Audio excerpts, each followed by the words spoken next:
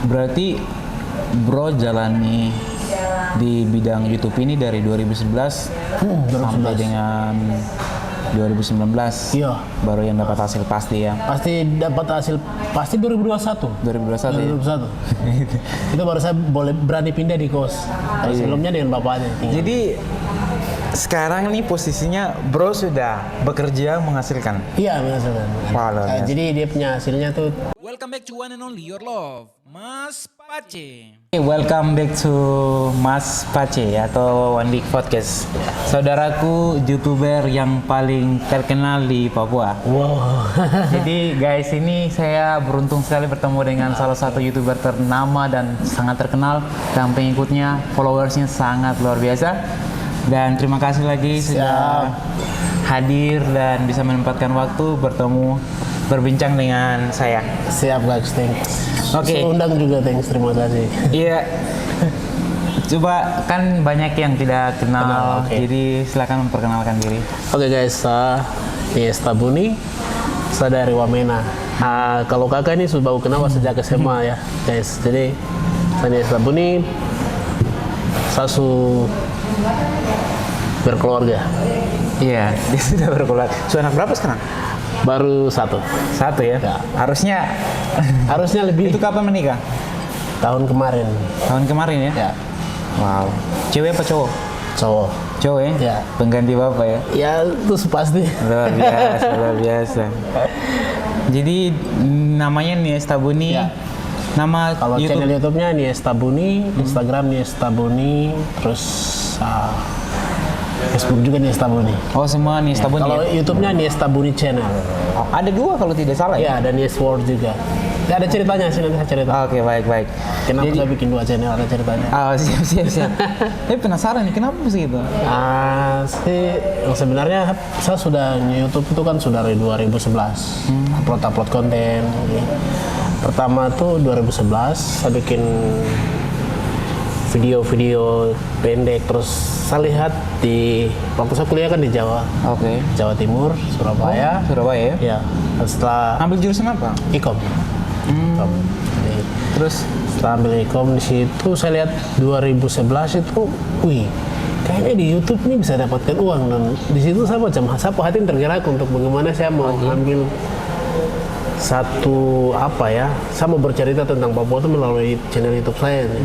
Karena mungkin cuman itu tapi tidak serius. Oke. Karena berbentrok dengan sapu aktivitas kuliah gitu. Jadi mulai dari 2011 saya sudah upload video-video dan aktivitas kampus gitu.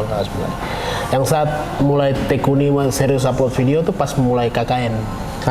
Ya, KKN pas sudah mau selesai. Itu tahun berapa itu?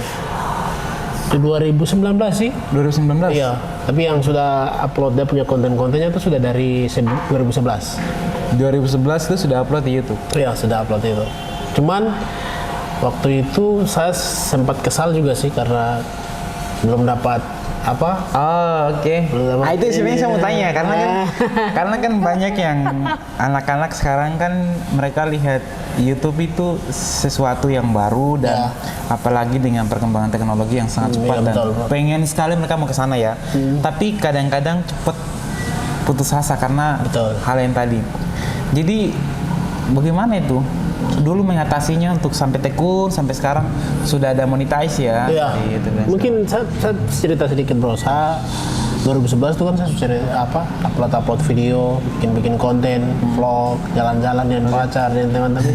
Yang sini ke Jayapura sudah dapat yang memang yang pasti gitu. Kalau itu masalah pacar. Yang masalah channel YouTube saya ini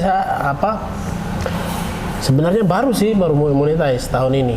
Monetize-nya bulan kemarin. Sebenarnya mendapatkan satu proses yang YouTube dia mengajarkan saya untuk bagaimana sabar, tekun, terus mencoba. Jadi saya belajar 2 poin di situ. Saya sebenarnya orangnya tersabar sih. Cuman saya belajar dari YouTube, saya belajar sabar, belajar tekun, terus mencoba. Karena banyak orang yang just stick saya, ini cari perhatian, gitu. Netflix ini terlalu bla bla itu bahasa zaman sekarang bilang itu bla bla. Tergantung baru cewek-cewek bilang saya begitu. Benar. Saya tutup telinga dan saya jalan terus. Akhirnya tahun ini dan singkat cerita saya juga sempat kesal juga dengan satu channel YouTube. Kenapa? Di Estabuni Channel karena saya belum dapat monetize. Oke. Karena ada ceritanya. Saya waktu dari Google dong kirim email ke saya. Itu saya kirim KTP fotokopi.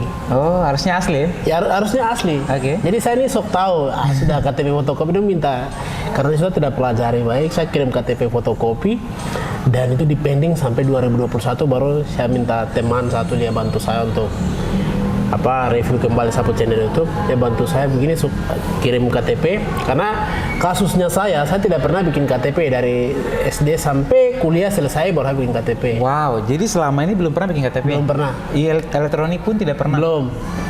Belum, jadi yang pertama saya kirim hanya KTP editan gitu kan, Photoshop untuk kepentingan kuliah ke Jawa kan gitu. Oh, benar. Berarti itu mempengaruhi juga ya? Mempengaruhi bro, jadi memang Google ini kan dia mesin pencari yang sangat canggih sekali. Kalau kita bikin kartu keluarga atau KTP yang memang imitasi itu dia pasti deteksi dan dia kasih tolak. Memang kita butuh identitas yang jelas sesuai baru KTP. Kita bisa dapat ini monetize gitu. Saya mau nanya itu karena yang kemarin itu kan saya baca di peraturannya YouTube itu kan sebelumnya itu kan berapa ya tidak salah tapi yang terbaru sekarang itu harus 40 tayang 4.000 tayang terus 1.000 subscriber. Yang kemarin tuh pas sudah berapa? Itu sudah lebih penontonnya sih, sudah lebih bro. Itu penontonnya sudah lebih. Cuman yang kesalahan saya itu di situ saja. Saya sudah penontonnya sudah banyak, terus subscribernya sudah banyak. Tapi satu masalahnya di situ. KTP-nya tuh saya kirim KTP fotokopi ke pihak Google. Gitu. Jadi ya di situ sampai stres sudah. Saya pasrah bikin sub channel yang baru nih. Itu tuh alasannya sih. Alasannya itu saya pasrah. Sampai aku putus asa. Aduh tidak Tuhan, saya harus banyak masalah di Papua ini saya harus cerita lewat channel itu. Karena TV di Indonesia, TV di Indonesia kan hari ini susah sekali menjangkau Papua.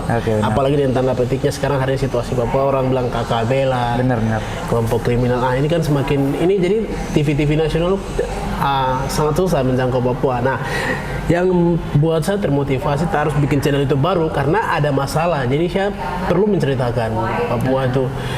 Bukan hanya masalah KKB saja, wisata juga unik di sini. Banyak anak Papua yang sudah sukses di sini. Jadi saya cerita dengan channel saya.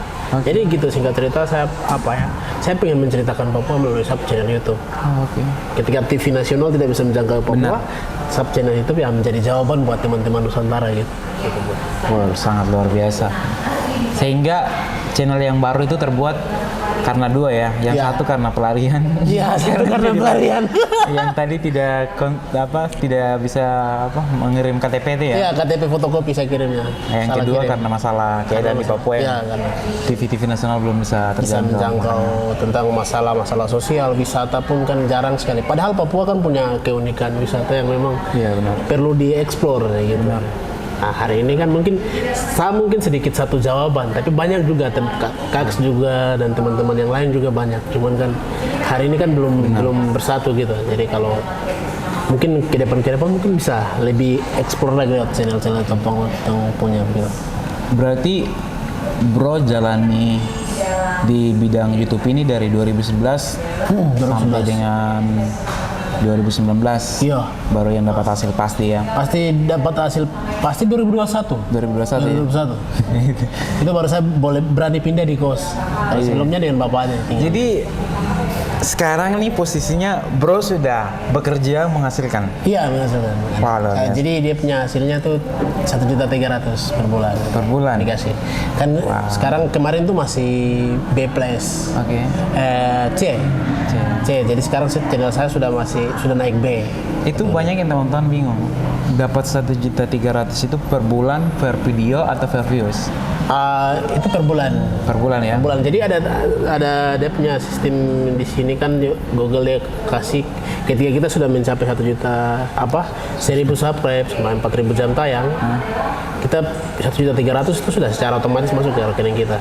Kan ada cara juga kita pergi kirim, pertama kan kita kirim ke alamat yang jelas, terus nomor rekening, konfirmasi nomor rekening, terus kita isi alamat yang, jadi saya ada bikin pakai saya urus password, jadi saya bikin pakai yang punya, jadi channel YouTube saya ini saya daftar pakai password, jadi akhirnya sukses juga. Jadi waktu itu Google dong sudah kirim, ya prosesnya paling lambat 4 minggu. 4 minggu ya, cepat sekali berarti ya. Jadi saya kaget juga, terus email masuk, suratnya sudah dikirim ke saya gitu. Jadi puji Tuhan, dan tidak menyangka, dan hal itu buat saya terus hari ini semangat terus. Jadi macam hari ini tuh bukan YouTube tuh jadi hobi gitu. YouTube tuh, jadi dulunya saya suka main bola, dulunya saya suka jalan-jalan, memang nongkrong sama teman-teman, tapi hari ini saya sudah beralih saya punya hobi konten. Iya benar Kak, karena saya berpikir juga memang kita khususnya anak-anak Papua itu bisa dihitung dengan jari ya. Betul. Kayak tadi Bro bilang bahwa kita bisa kembangkan, promosikan Papua, keindahan Papua betul. dengan berbagai konfliknya. Betul. Sebenarnya gini bisa jadi hobi tapi sekaligus juga dengan menghasilkan. Iya, betul. Nah, luar biasa. Jadi selama berjalan ini proyek-proyek atau misalnya orang yang liput orang paling besar atau wawancara orang paling terkenal, katakanlah orang paling. Oke, Bro. Saya baru wawancara beberapa pengusaha. Wow. Terus wawancara pengusaha, satu pemilik kafe Kombrov, itu perempuan Papua, dia hebat sekali, dia punya kafe di Hamadi. Dia pengunjungnya rame, sehingga saat podcast dengan dia, kenapa dia bikin kafe itu. Dan sudah ada di channel YouTube saya, teman-teman bisa nonton juga. Di nama YouTube-nya apa tadi? Di Estabuni Channel itu ada perempuan Papua hebat. Ini sudah berapa banyak video yang sudah upload? Saya sudah upload sekitar 781 video. Dan berapa subscribe?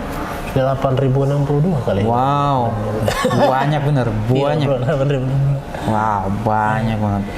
Tapi itu butuh proses ya? Ya memang butuh proses, untuk ke tingkat ini memang butuh proses, terus butuh sabar. Memang ya mungkin kalau yang iseng-iseng saja lebih bagus nggak usah lah. Iya. Kalau memang mau serius, fokus ini, lebih bagus jalani, karena memang YouTube juga selain Google bayar utang juga kita bisa dokumentasi aktivitas di tanah Papua, pemerintahan punya kegiatan, terus pemuda punya kegiatan, gereja punya kegiatan, itu kan salah satunya tong ini menjadi media begitu. Jadi Bro ini fokus sebetulnya kemana? Ke arah? Jadi saya lebihnya ada beberapa macam. Sebenarnya saya fokusnya ke travel. Cuman hari ini kan belum punya beberapa fasilitas yang lengkap. Jadi cuman kamera doang. Jadi saya fokusnya dokumentasi aktivitas gereja, aktivitas podcast sama cerita-cerita anak-anak yang unik-unik punya prestasi. Gitu. Saya sudah wawancara saudara Epo, dia kan salah satu rapper Papua yang memang lagi naik daun ya. Lagi naik daun sekarang, mungkin Bro bisa lihat di dia punya channel YouTube Epo De Fenomeno. Saya sudah wawancara dia kenapa nge-YouTube, saya cerita-cerita dan dia. Juga ada Sunshine Cafe, pemilik Sunshine Cafe juga saya sudah cerita-cerita dengan dia. Ada lagi siapa nih? Saudara Wednesday Bay, itu salah satu motor juga dari komunitas Papuan Foto.